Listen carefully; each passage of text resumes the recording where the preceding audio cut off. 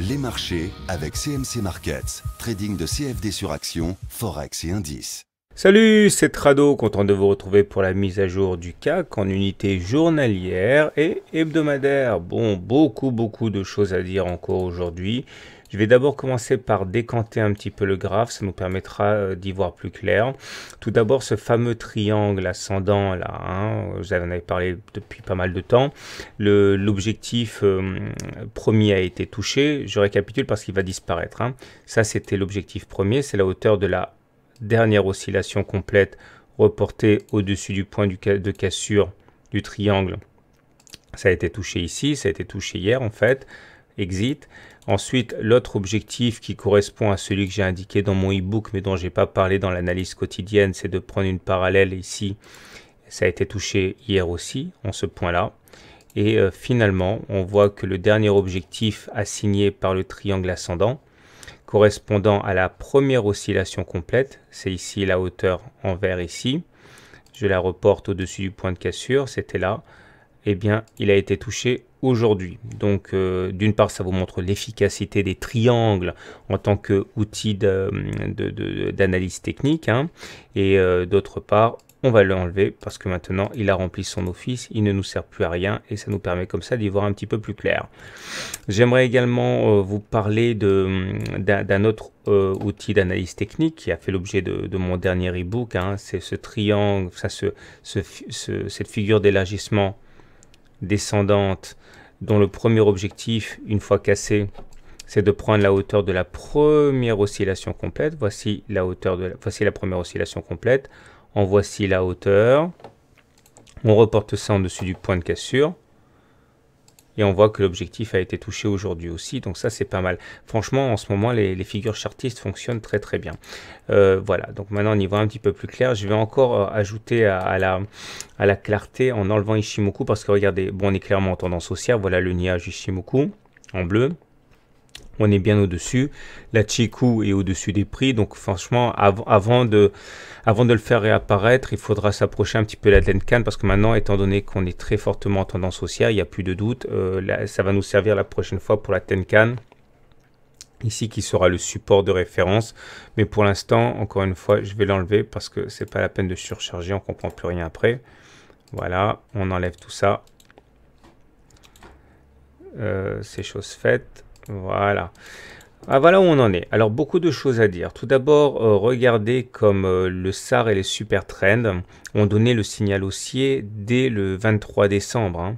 Donc, en ce sens, ils ont été les premiers à annoncer la tendance haussière. Donc là aussi, pour le coup, non, je vais les laisser cela.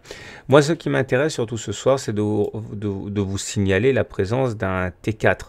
Regardez, 1, 2, 3, 4 clôtures au-dessus de la Bollinger supérieure.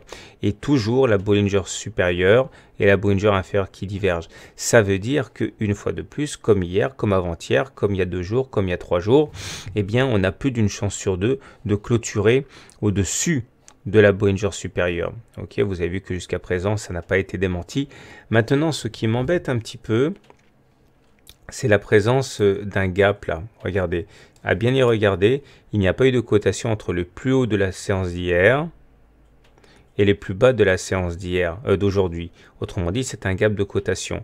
Alors maintenant, le plus difficile, c'est de comprendre et d'anticiper la nature de ce gap. Soit il s'agit d'un gap de continuation, et dans ce cas, ça nous sert à tracer un objectif puisqu'il s'agit de prendre la hauteur de la dernière jambe de hausse qui nous a amené jusqu'au gap et de reporter ça au-dessus du gap lui-même, c'est-à-dire au-dessus de ça. Je vais peut-être descendre un petit peu, voilà, comme ça. Et ça nous donnerait un objectif absolument délirant, je trouve, de 5080, soit il s'agit d'un gap d'essoufflement. Un gap d'essoufflement, ça voudrait dire que c'est une sorte de baroud d'honneur avant de connaître une petite consolidation. Et je crains que vu le contexte, à savoir le fait que nous soyons déjà en T4, il s'agisse ici d'un gap d'essoufflement. Alors il faut faire très attention à ça parce que du coup pour moi ça vient plutôt relativiser la portée du T4 qui a été inscrit. En temps normal je vous dirais qu'on a plus d'une chance sur 2 lundi de faire une 5e clôture au-dessus de la Bollinger supérieure, ce qui n'est pas impossible, hein, mais je crains surtout que ce soit un petit peu le champ du cygne, hein, et que je ne suis pas en train de vous annoncer une correction sévère, je suis en train de vous annoncer une fin de tendance haussière momentanée qui peut très bien se traduire par une latéralisation, hein, ou une petite consolidation, en tout cas une fin de tendance haussière. Donc franchement, ce gap-là ne m'inspire pas du tout. Et en plus, j'avais dit hier que même si j'envisageais qu'on fasse un T4 aujourd'hui, parce que bon, c'est les stats qui le disent, moi j'espérais quand même qu'on aille faire contact avec la Bollinger, enfin je le disais dans la vidéo d'hier, hein, un contact avec la Bollinger supérieure et un contact avec le canal orange là qui a été fraîchement cassé. Or, s'il y a bien eu contact avec la Bollinger supérieure, il n'y a pas eu de contact avec le haut du canal orange. Et ça, c'est pas très sain non plus. Donc voilà, je m'en inquiète un petit peu. Alors, rien ici de grave, pas de quoi envisager que la hausse soit finie à moyen terme. Je pense que maintenant, on est parti sur des bases de hausse à moyen terme. Mais à très court terme, je m'inquiète un petit peu. Alors, au-delà, si on regarde les indicateurs techniques, regardez la belle hausse des volumes. Ça, ce sont les fonds qui rentrent, hein, forcément, hein, avec la bonne annonce qu'il y a eu, la belle annonce qu'il y a eu de la BCE, ça a rasséréné quand même les intervenants. Donc là, la hausse des volumes est plutôt une bonne chose. Le stochastique est dans sa zone de surachat. Je ne sais pas pourquoi j'ai laissé, parce que ça fait déjà 3 ou 4 séances, donc rien de neuf, oubliez-le. Oui, c'est le RSI qui m'intéresse, et voilà pourquoi. J'ai un tuto à vous présenter. Donc l'idée c'est quoi?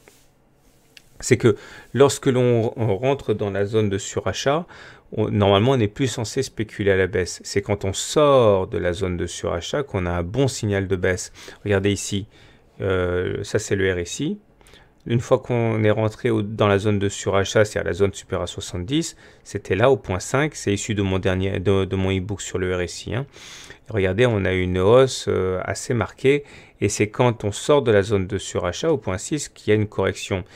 Alors, si j'en parle, c'est parce que, justement, regardez, le RSI vient de rentrer dans sa zone de surachat à 70. Donc, normalement, et en dépit de tout ce que j'ai raconté, normalement, on n'est pas censé vendre à découvert. Mais ne pas censé vendre à découvert, c'est une chose. Acheter en est une autre. Et là, franchement, pour la énième fois, même si j'envisage une continuation de la hausse à moyen terme, j'aime pas du tout ce gap-là. Voilà.